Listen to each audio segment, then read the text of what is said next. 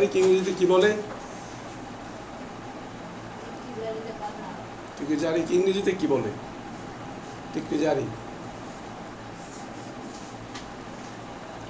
Execution of decree অথবা decree execution, যেটাই বলি না কেন।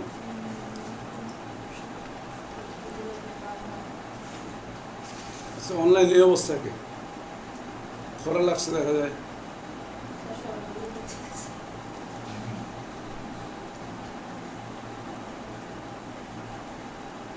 মোটামুটি আছে। আচ্ছা, আমরা তো আছি কয়েকজন, 5 জন অনলাইনে আছে, 3 জন 8 জন।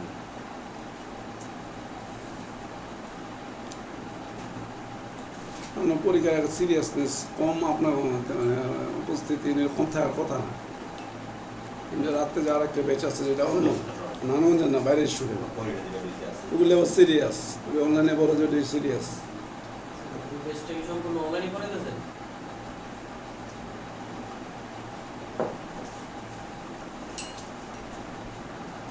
নারায়ণগঞ্জের কোনো স্টুডেন্ট থেকে এই করে নেবে।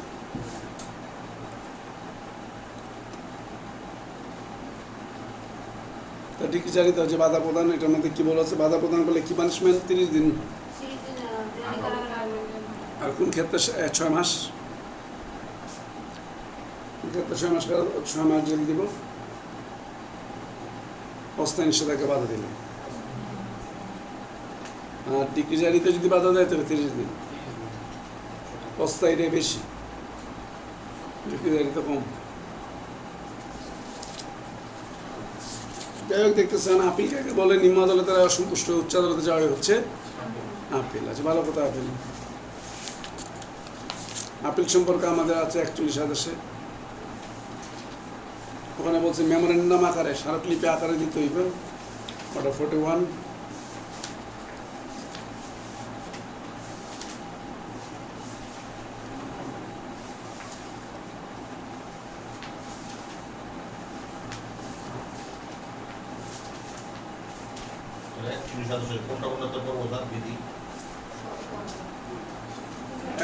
আমরা ওই বিধিগুলিকে প্রায়োরিটি দিচ্ছি যেগুলি লাস্ট ইয়ার আসতেছে, যে বিষয়গুলি যেগুলি আসতেছে না, এগুলোর মতো পরে কোনো যাবে না। আমরা দেওয়ানির মধ্যে যেগুলি আসতেছে ওগুলোর উপরে ফোকাস করলে ওখান থেকে কমান পাবে, যদি বুঝতে পারেন। দেওয়ানি 10টা হইলে তো আপনারা পাই। 21 আদেশে 104টা বিধি, 3টা ছিল, একটা বিধি বাড়ছে।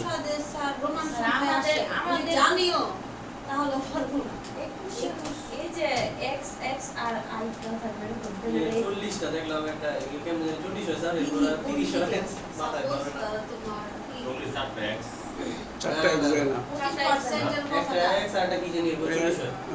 50 থেকে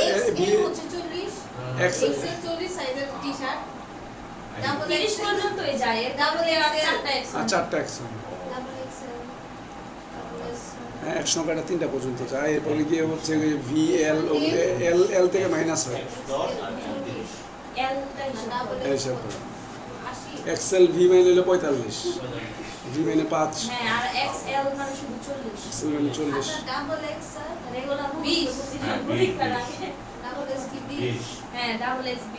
এক্স তো 10, পাশাপাশি একটা এক্স হলো 10 সংখ্যা হচ্ছে এইভাবে। আচ্ছা, যাই হোক, আমরা পড়ার মধ্যে প্রবেশ করি। 41-এর মধ্যে 1-এর মধ্যে বলছে আপিলটা মেমোরেন্ডাম আকারে দিতে হবে। যেটি আপনি আপিল করবেন তার উপযুক্ত কাগজপত্র সহ আবেদন করতে হবে। বিধি 3-এ বলছে যে আপিলটা যদি যৌক্তিক নিয়মে না করেন এবং ক্ষেত্রে যদি যৌক্তিক সংশোধন করার সুযোগ বা প্রয়োজন মনে করে আপনি সংশোধন করতে পারবেন। আপিলও সংশোধন করা যাবে। আপিল সংশোধন করা, আপিলে কোনো একটা প্রিন্টিং মিস্টেক হয়েছে, মূলাদি সংশোধন করা লাগবে। আর যেটা ঠিক আছে, আপিল লিখতে যাওয়া কোথাও বলেছে। আপিলের আমাদের সময়সীমা আছে, এটা আমরা দেওয়ানি কার্যবিধি দ্বারা দেখবো কোন আপিলের টাইমিং কতদিন।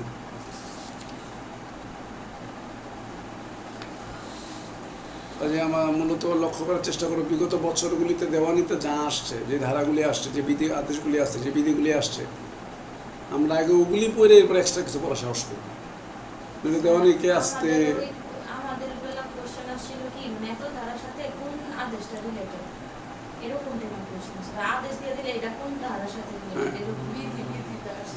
পঁচাত্তর ধারা 26 কমিশন। ধারা দেশ কথা যায়, বিধি তো অনেক বেশি। তারা 30 আদেশ 11 হ্যাঁ এটা আসছে ওগুলি বা দেওয়ানি এরকম দেখলে পরীক্ষা ওইটা দেখে ওরা বাদ পরেরটা দেখবার দেওয়া শুরু করবে। 26 লগে 4 7 এই প্রশ্ন শুনলে বোঝেন যে কত নম্বর বিদ্যুৎ আছে পরে দরকারই নেই, পরে প্রশ্ন নেই। মূল ডিগ্রির বিরুদ্ধে আপিল হয়, একতরফা ডিগ্রির বিরুদ্ধে আপিল হয়, তবে বলছে আপোষ মূল্য ডিগ্রির বিরুদ্ধে আপিল চলে না। কম্পাউন্ডেবল যে ডিগ্রিটা হইব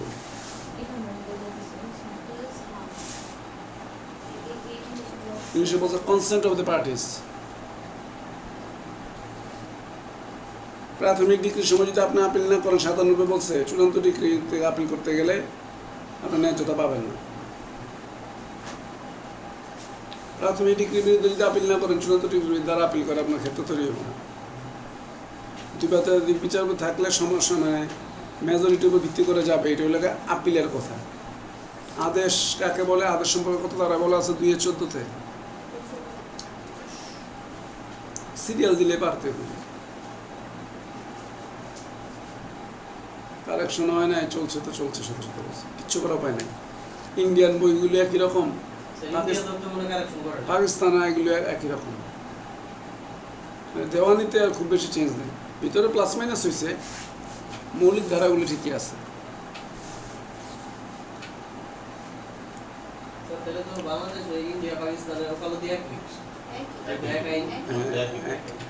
অনেক দেশে প্লাস মাইনাস করে নিচ্ছে। 104 বলছে আদেশের বিরুদ্ধে আপিল করা যাবে। এই তালিকাটা আছে আমাদের 43 আদেশে, আদেশের বিরুদ্ধে আপিল। ওখানে তালিকা দেওয়া আছে, ক থেকে একবার শুরু হয়েছে সম্ভবত ঠ পর্যন্ত। যে তালিকাটা দেওয়া আছে ওগুলি ওই সব আদেশের বিরুদ্ধে আপিল করা যাবে। এখন ওই মধ্যে যদি না পড়ে তাহলে কী করতে হইব? রিভিশন। আপিল যোগ্য না আদেশ, তাহলে আমি কী করবো? রিভিশন।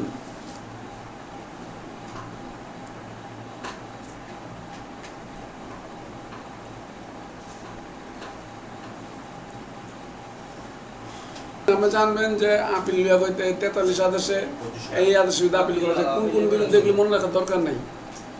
আপনার ওইটা থেকে একটা এমসি করতে হবে, ওই 25টা মনে না রেখে আমি মূল 25টা ধারা মনে রাখুন, আমার কাজে দিব। তাহলে অন্য দুইটা সাবজেক্ট স্যার খারাপ হয় পরীক্ষা মডেল স্টাইল দেখছি দেওয়ানে খুব ভালো, দেওয়ানে পারলাম অনেকগুলো হয়েছে। তখন স্যার যে দণ্ডবিধির যে পানিশমেন্টগুলো থাকে ওগুলো সব মাথার মধ্যে ঢুকতে পারে না। বড় জিনিস তো একটা বড় জিনিস গেল, একটা বড় জিনিসের বাইরে হয় ফুলদাইটা খারাপ হয় নয়তো বা দুইটা ব্যালেন্স করা সম্ভব না। এর সাথে বলছে আপিল আদালতের ক্ষমতা কি কি? 6টা সাবজেক্ট করা যায়।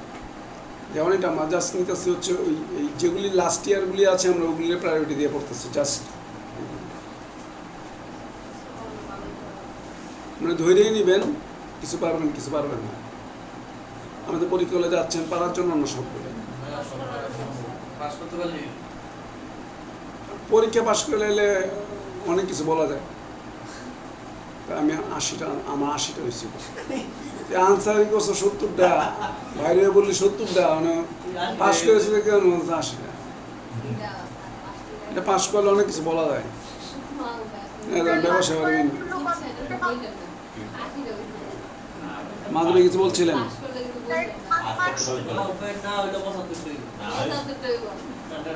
আমাদের 5 মার্কস হচ্ছে প্লাস মাইনাস করে 50 পাইতে হইব।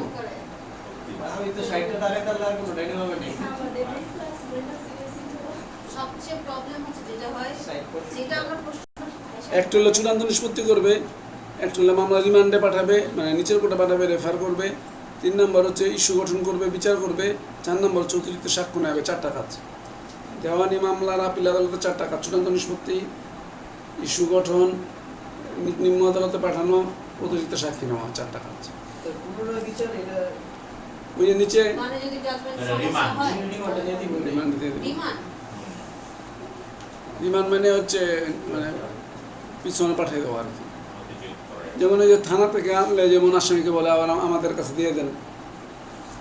আপিল বিভাগ কি স্যার অনেক দিন লাগে স্যার আপিল শেষ করতে? লিস্ট আসতে 3-4 বছর লেগে যায়।